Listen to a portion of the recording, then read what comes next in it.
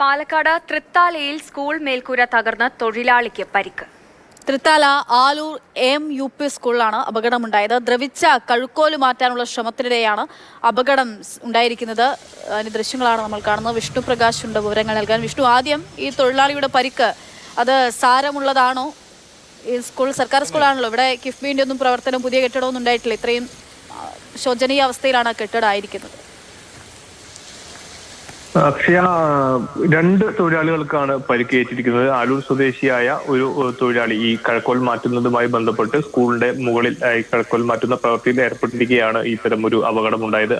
ആ വ്യക്തി താഴെ വീണതിനെ തുടർന്നുണ്ടായ പരിക്കും അതുപോലെ തന്നെ താഴെ നിന്ന മറ്റൊരാളുടെ ദേഹത്ത് ഓട് വീണിട്ടുള്ള ഒരു പരിക്കുമാണ് ഉണ്ടായത്. അത്ര ഗുരുതരമായിട്ടുള്ള പരിക്ക് അല്ല എന്നാണ് ലഭ്യമാകുന്ന വിവരം. ഈ സ്കൂൾ തുറന്ന കാലം തൊട്ട് ഇപ്പോൾ മഴക്കാലമായതിനാൽ തന്നെ ചോർച്ച ഉണ്ടായിരുന്നപ്പോൾ അവധി ദിവസം കണക്കിലെടുത്ത്, കുട്ടികളില്ലാത്ത ഒരു ദിവസം കണക്കിലെടുത്ത് അതിന്റെ നവീകരണ പ്രവർത്തനങ്ങൾ നടക്കുന്നതിനിടയിലാണ് ഈ ഒരു അപകടം ഉണ്ടായത്. സ്കൂളിന്റെ മേൽക്കൂര തകർന്നു വീഴുകയായിരുന്നു.